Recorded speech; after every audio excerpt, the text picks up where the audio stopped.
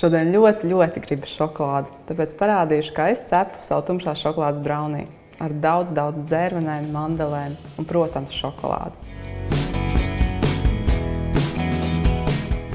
Sāku ar to, ka saputošu olas ar cukuru un paralēli tam izkausēju šokolādu un sviestu, vēlams katliņā dubulto pamatni vai arī ūdens peldē.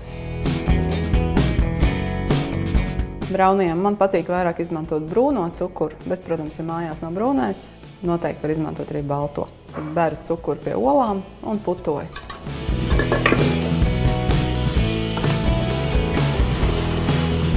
Un katliņā ūdens peldē izkausēju šokolādi kopā ar sviestu. Ja sviests ir mīksts, var likt arī tādu lielu pikuci, bet pat cik man tas ir no leduskapja nesen izņemts, tad es to sadalu mazos gabaliņos. Un tagad to kausēju līdz šķidrai konsistencei. Olas ir sapatojušās ar cukuru, šokolāde ir sviestu riskusus, tagad atliek šīs divas masas kopā sajaukt. Un tad jau piejaukšu klāt gan miltus, gan pārējās sastādēs.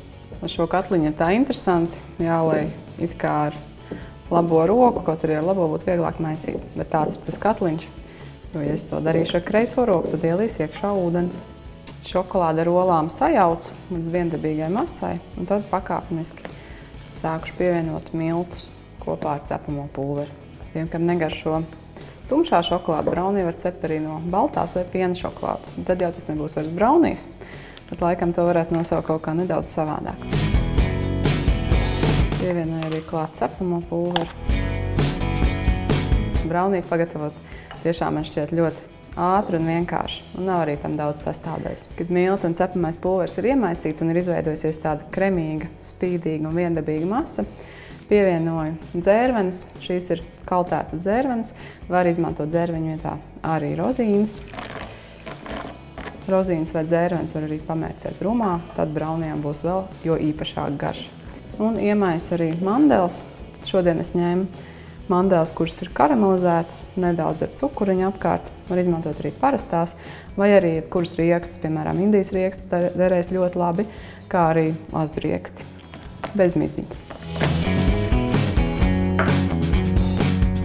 Un vēl pievienoju arī sasmalcinātu tumšo šokolādi.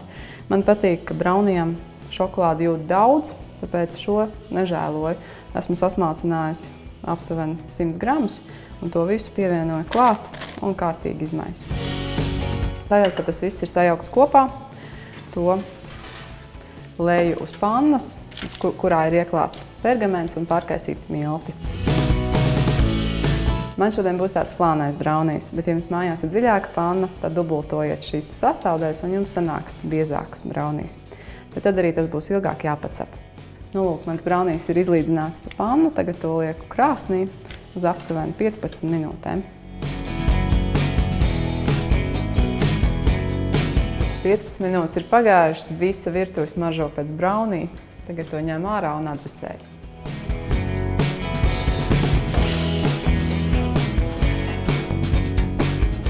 Man tas braunijs tik ļoti garšo, ka nekad nav laika sagaidīt, ka tas atdziest pavisam. Tāpēc sāku jau to griezt, kamēr tas vēl ir silts.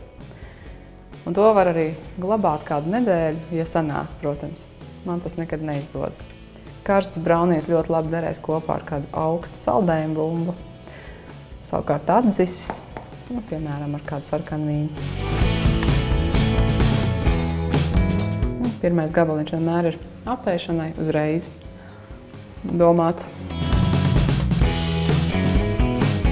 Braunijam ir jābūt tādam ķepīgam, tas nedrīkst būt sauss, tāpēc nekad to nepārcepiet. Labāk viņu izņemt ārā ātrāk, lai tas ir pat liekas, ka nedaudz jāls, nekā pārcept.